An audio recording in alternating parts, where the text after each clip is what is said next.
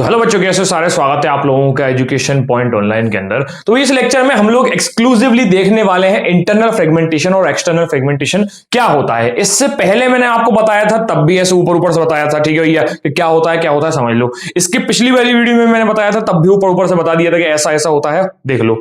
लेकिन एग्जाम के अंदर अगर क्वेश्चन आ जाता है तो भैया हमको एक स्ट्रक्चर्ड वे में एक डायग्राम के साथ लिखना होता है, कैसे ये चीज काम करती है, ये चीज लिखनी पड़ती है, ठीक है भैया। तो अब हम देखते हैं बिल्कुल एक्सक्लूसिवली इसके ऊपर एक डेडिकेटेड वीडियो, जिसका नाम है भैया, सबसे पहले पढ़ते हैं हम लोग इंटरनल फ्रेगमेंटेशन। किसको? तो सबसे पहले देखते हैं भैया इंटरनल फ्रेगमेंटेशन क्या होता है। इंटरनल फ्रेगमेंटेशन मतलब भैया, इंटरनल फ्रेगमेंटेशन कब होता है? ये होता है जब एलोकेट की हुई मेमोरी के अंदर कुछ अनयूज स्पेस रह जाता है। मतलब भैया हमने क्या बोला, मान लो मैंने बोला कि ये पार्टीशन किया, इस पार्टीशन के मैंने 4 हिस्से किए, ठीक है भैया। इसके अंदर किसी एक हिस्से में मैंने एक जगह स्पेस करवा दी जिसका साइज था 1 KB, ठीक है भैया, जिसका साइज था 1 KB। अब भैया इस जगह पर कोई और दूसरी प्रोसेस नहीं आ सकती, ये रूल बोलता है, ठीक है भैया। इस जगह पे कोई और प्रोसेस अब नहीं आ सकती, ये कहता है रूल, ठीक है भैया। और ये जो बचा हुआ पोर्शन है ये हो गया अब वेस्ट, ठीक है भैया, क्योंकि इसके अंदर जो फाइल है वो है 1 KB की और टोटल जो स्पेस है वो है मान लो 1 GB का, मान लो 1 GB का, ठीक है भैया। तो बचा हुआ स्पेस पड़ गया खाली या फिर वेस्ट हो गया। क्या इतनी बात समझ में आई? ठीक है भैया, तो वेस्ट हो गया, ये हमको समझ में आ गई। कहने का मतलब ये है कि भैया जो ब्लॉक अलोकेट हुआ है वो ज्यादा है और जो एक्चुअल प्रोसेस उसको मिली है वो बहुत कम है, इसीलिए होता है इंटरनल फ्रेगमेंटेशन। क्या इतनी बात समझ में आई? क्या इतनी बात समझ में आई?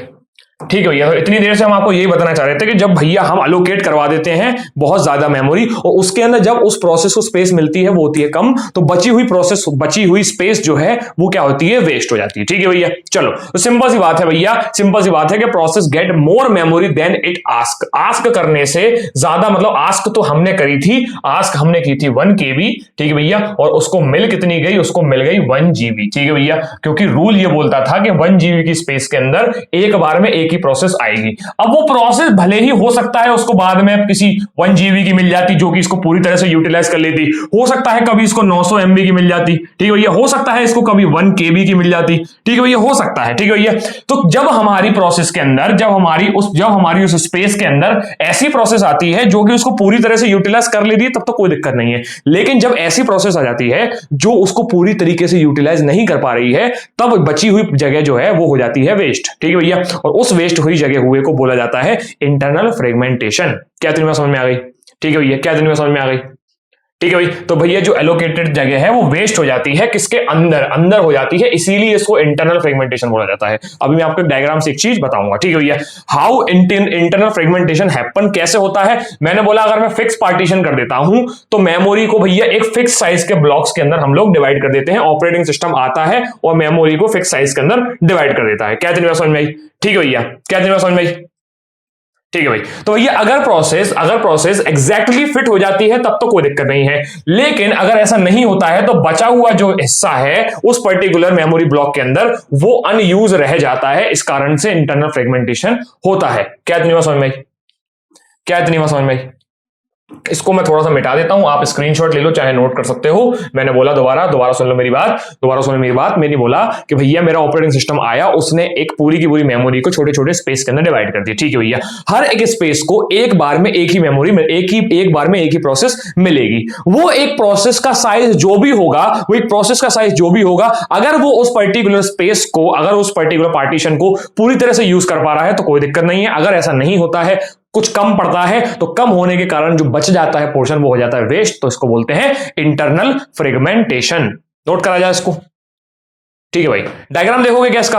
अब इसका डायग्राम देखो, मान के चलो मैंने इसको 2 हिस्सों में तोड़ा। मैंने बोला कि मैंने अगर इसके 2 हिस्से किए, ये मेरी पूरी एक मेमोरी थी, इस मेमोरी के 2 हिस्से किए, ठीक है भैया, एक ये हिस्सा और एक ये हिस्सा, ठीक है भैया। इस हिस्से के अंदर इतनी एक प्रोसेस आई, इतनी एक प्रोसेस आई, ठीक है भैया।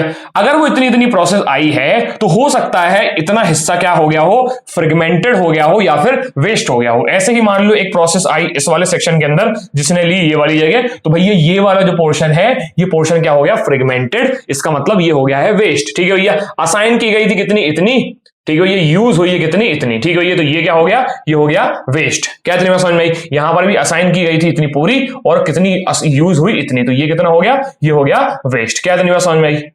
क्या दुनिया समझ में आई? इसको नोट करोगे क्या? इसको डायग्राम को बनाओगे, क्योंकि अगर इंटरनल एक्सटर्नल फ्रेगमेंटेशन में क्वेश्चन आता है तो इस डायग्राम का वहां पर बहुत महत्व बढ़ जाता है। ठीक है भाई, ठीक है। इसका यूज किस समझ में आया गया? एडवांटेज डिसएडवांटेज में आप ये लिख सकते हो कि भैया अगर मैं फिक्स साइज की चीजें यूज करता हूं तो सिंपल इंप्लीमेंटेड हो जाती है चीजें, हम लोगों को ऑपरेटिंग सिस्टम को आते ही ये पता होता है कि उसको कितने साइज में डिवाइड करना है। डिसएडवांटेज ये होता है कि हमको इंटरनल फ्रेगमेंटेशन देखने को मिलता है। इंटरनल फ्रेगमेंटेशन के अंदर होता यह है कि असाइन जो की जाती है उससे अगर कम प्रोसेस जगह ले लेती है तो बची हुई चीजें हो जाती है वेस्ट। ठीक है भैया, नोट का? ठीक है भाई, अब बात करते हैं एक्सटर्नल फ्रेगमेंटेशन की। एक्सटर्नल फ्रेगमेंटेशन कब होता है? जब भैया हमारी मेमोरी एग्जिस्ट तो करती है, हमारी मेमोरी जो है वो एग्जिस्ट तो करती है, पर स्कैटर्ड पूरे की पूरी मेमोरी में वो स्कैटर्ड हो जाती है छोटे छोटे पीसेस के अंदर। मतलब भैया सिंपल सी बात ये है कि मैंने बोला कि बाय द टाइम जैसे प्रोसेस आ रही है, जा रही है, तो होता क्या है? होता ये है कि कुछ ऐसा पोर्शन बच जाता है जो कि कंटिन्यूअस नहीं होता, ठीक है भैया। अगर कंटिन्यूअस नहीं होता तो हमारे पास जो है वो कोई की पूरी मतलब भैया कंटिन्यूअस मेमोरी ब्लॉक्स हमारे पास होते नहीं है, हमारे पास मेमोरी अलोकेशन करने के लिए। ठीक है भैया, क्या दिन में समझ में आई? तो भैया इससे होता क्या है? इससे होता यह है कि हम लोगों के लिए ऑलमोस्ट इंपॉसिबल हो जाता है कि हम लार्ज इनफ ब्लॉक्स को अलोकेट करवाए न्यू प्रोसेस को। मतलब भैया हमारे लिए ये ऑलमोस्ट इंपॉसिबल हो जाता है कि हम लार्ज ब्लॉक्स को किसी एक नई प्रोसेस को दे पाए। क्यों? क्योंकि फ्री नहीं होते। ठीक है भैया, हो सकता है हमारे पास उतनी स्पेस हो पर कंटिन्यू ना हो। ठीक है भैया, हो सकता है उतनी स्पेस हमारे पास हो, जैसा भी मैंने आपको पिछली वाली वीडियो में बताया था कि हमको 3 GB की जरूरत थी, और 3 GB है पर 2 GB यहां है, 1 GB यहां है। ठीक है भैया, तो हमारे पास ये चीज कंटिन्यूअस नहीं है। ठीक है भैया, क्या तीनों समझ में आई?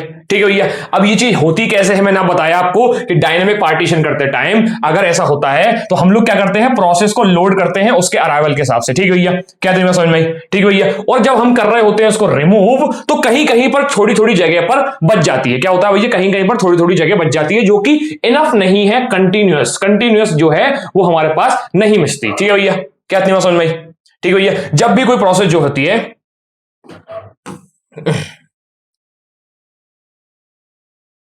ठीक है भैया, अब बात करते हैं ये चीज काम कैसे करती है। मैंने बोला भैया जब भी हम डायनेमिक पार्टीशन करते हैं तो प्रोसेसेस को लोड कर रहे होते हैं और रिमूव कर रहे होते हैं मेमोरी से। कभी कभी अपने समय पे कभी हमने प्रोसेस को लोड कर लिया, कभी किसी को रिमूव कर दिया, कभी किसी को लोड कर दिया, कभी किसी को रिमूव कर दिया।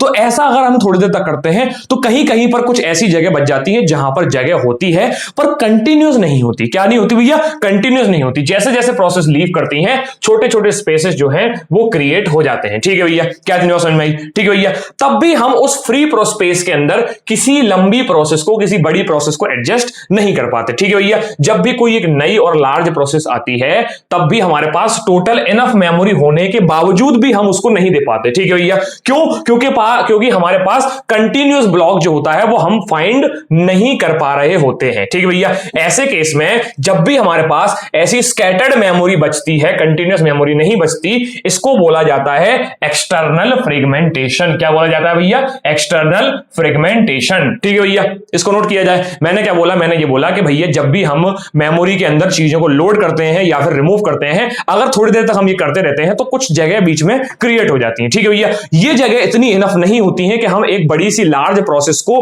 अपनी मेमोरी में जगह दिलवा पाए। ठीक है भैया, तो हमारे पास इनफ स्पेस होने के बावजूद भी हम उसको एक बड़ी प्रोसेस को नहीं दे पाते। क्यों? क्योंकि वो कंटिन्यूअस स्पेस लेने वाली है और हमारे पास इतना स्पेस नहीं है। कंटिन्यूअस तो नहीं है जरूर, लेकिन क्या इतनी समझ में आई? ठीक है भैया, डायग्राम देखोगे क्या?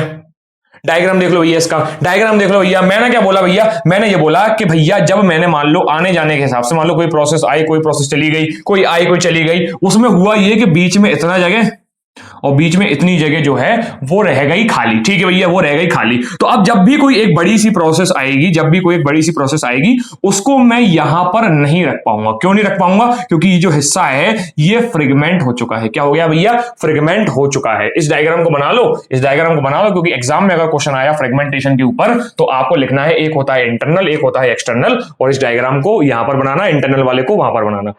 ठीक है भैया, ठीक है भाई। अब फाइनली हम एक एनालिसिस करते हैं। इस एनालिसिस के बेस पे आपको सबको समझ में आ जाएगा कि जो अभी तक मैंने बोला, ठीक है भैया, इससे पहले जो पढ़ा, अभी जो पढ़ा, ठीक है भैया, सब कुछ एक बार में क्लियर हो जाएगा। मैंने बोला कि भैया ये फ्रेगमेंटेशन, इसकी लोकेशन क्या होती है, ये फ्रेगमेंटेशन आ रहा है, इन फ्रेगमेंटेशन की लोकेशन क्या होती है। इसको नाम से समझो कि इसका नाम है इंटरनल फ्रेगमेंटेशन। इसका मतलब जो फ्रेगमेंटेड पार्ट है, जो पार्ट है जो कि हमारा इशू क्रिएट कर रहा है, वो हमारे उस पार्टीशन के अंदर ही है। मैंने क्या बोला, मैंने बोला कि अगर ये 4 जीबी का हिस्सा था और इसके अंदर मैंने 1 जीबी ही अलोकेट करवाया, तो बचे हुए 3 जीबी हो गए वेस्ट, ठीक है भैया। तो जो वेस्टेड पोर्शन है, जो फ्रेगमेंटेड पार्ट है, वो एक्चुअली इस पार्टीशन के अंदर ही है, इसीलिए मैं इसको इंटरनल फ्रेगमेंटेशन बोलता हूं। क्या मेरे कॉन्सेप्ट को आपने पकड़ पाया? क्या आपने मेरे कॉन्सेप्ट को पकड़ लिया? मैंने बोला कि भैया एक पार्टीशन मैंने बनाया, उस पार्टीशन में मैंने 1 जीबी का हिस्सा दिया, बल्कि उसका टोटल साइज 4 जीबी का होता, तो बचे हुए 3 जीबी हो गए मेरे वेस्ट। तो जो वेस्टेड पोर्शन है, जो फ्रेगमेंटेड पार्ट है, वो उस पर्टिकुलर पार्टीशन के अंदर ही मौजूद है, इसीलिए मैं इसको इंटरनल फ्रेगमेंटेशन बोलता हूं। तो इसकी लोकेशन क्या होगी भैया? इसकी इनसाइड द एलोकेटेड पार्टीशन, ठीक है भैया। एक्सटर्नल फ्रेगमेंटेशन के नाम से समझो कि भैया जो इशू आ रहा है, जो फ्रेगमेंटेड पार्ट है, वो हमारे पार्टीशन के बाहर अवेलेबल होता है। मतलब भैया यहां पर देखो, यहां पर देखो, मैंने क्या बोला, हो सकता है मेरा पार्टीशन कुछ भी होता। देखो एक्सटर्नल पार्टीशन में, एक्सटर्नल फ्रेगमेंटेशन कब आता है? जब मैं डायनेमिकली पार्टीशन करता हूं। इसका मतलब भैया ये प्रोसेस जब आई होगी तब यहां पर इसको पार्टीशन मिला होगा, ये प्रोसेस जब आई होगी तब इसको पार्टीशन यहां मिला होगा और इसको यहां मिला होगा, ठीक है भैया। तो जो फ्रेगमेंटेड पार्ट है, जो फ्रेगमेंटेड पार्ट है, वो हमारा बाहर है। फ्रेगमेंटेड पार्ट जो है वो उस पार्टीशन के बाहर है, इसीलिए मैं इसको क्या बोल रहा हूं? इसीलिए मैं इसको एक्सटर्नल फ्रेगमेंटेशन बोल रहा हूं, ठीक है भैया। चलो, तो इसकी लोकेशन क्या है? इसकी लोकेशन है आउटसाइड द पार्ट, ठीक है भैया, आउटसाइड द पार्टीशन, ठीक है भैया। इसीलिए मैं इसको एक्सटर्नल फ्रेगमेंटेशन बोलता हूं। इसकी वजह क्या है? इसकी वजह क्या है? इसकी वजह यह है कि हम लोग फिक्स पार्टीशन का यूज करते हैं, इसीलिए हमारा इंटरनल फ्रेगमेंटेशन होता है। इसकी वजह क्या है भैया? क्योंकि हमारे पास स्कैटर्ड पार्ट आ जाता है कि भैया हमको कंटिन्यूअस मेमोरी नहीं मिल पाती। इसका कारण क्या है? एक्सटर्नल फ्रेगमेंटेशन का कारण यह है कि हमको क्या मिलता है? स्कैटर्ड मेमोरी मिलती है, ठीक है भैया। क्या इतनी बात समझ में आई? तो इसका मेजर अकरेंस कब होता है, कि ऐसा कब होता है जब मुझे इंटरनल फ्रेगमेंटेशन देखने मिलता है? जब हम फिक्स पार्टीशनिंग करते हैं, ठीक है भैया। और ऐसा कब होता है? जब हमको एक्सटर्नल फ्रेगमेंटेशन देखने को मिलता है, तो भैया जब हम डायनेमिक पार्टीशनिंग करते हैं। क्या इतनी बात आपको समझ में आई? ठीक है भैया।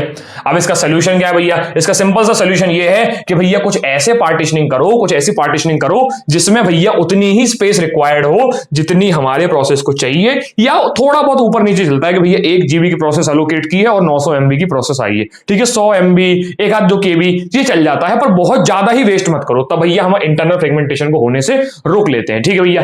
अब बात करते हैं एक्सटर्नल फ्रेगमेंटेशन को कैसे रोकेंगे। कॉम्पैक्शन एक तरह की प्रोसेस होती है जिसमें हम क्या करते हैं, हर जगह से थोड़ी थोड़ी प्रोसेस को उठा के एक लार्ज स्पेस को क्रिएट कर देते हैं। अब वो लार्ज स्पेस टोटल हमको बड़ी प्रोसेस को रखने में जरूरत आ जाती है। मतलब भैया कहने का मतलब ये है कि अगर मान लो मेरा यहां पर कहीं एक्सटर्नल फ्रेगमेंटेशन होता है जिसमें मान लो ऐसा एक जगह है जिसने यहां पर जगह छोड़ दी, ठीक है भैया, हो सकती है कोई एक जगह यहां पर थी, मतलब ये प्रोसेस एलोकेट हो गई, यहां पर प्रोसेस एलोकेट हो गई, जगह यहां पर खाली है, ठीक है भैया, यहां पर प्रोसेस एलोकेट हो गई, ठीक है, यहां पर प्रोसेस एलोकेट हो गई और जगह यहां पर खाली है। तो मैं क्या करता हूं, इसको कॉम्पैक्ट कर देता हूं, जितना भी स्पेस भर चुका है उसको एक जगह पे लेके आता हूं, जितना भी स्पेस भर चुका है उसको एक जगह पे लेके आता हूं। तो मैंने बोला भैया यहां पर आओ आप, ठीक है भैया, यहां पर भी आओ आप, ठीक है भैया, और यहां पर भी आओ आप, ठीक है भैया। तो मैंने बोला ये P1, ये P और ये P, ये सारी प्रोसेस हैं, और ये जो जगह थी जो पहले स्कैटर्ड फॉर्म में अवेलेबल थी, अब मैंने उसको यहां पर एक साथ रख दिया है, ठीक है भैया। तो अब यहां पर बड़ी स्पेस, बड़ी जो प्रोसेस आएगी वो यहां पर आसानी से आ सकती है। इसको बोला जाता है कॉम्पैक्शन।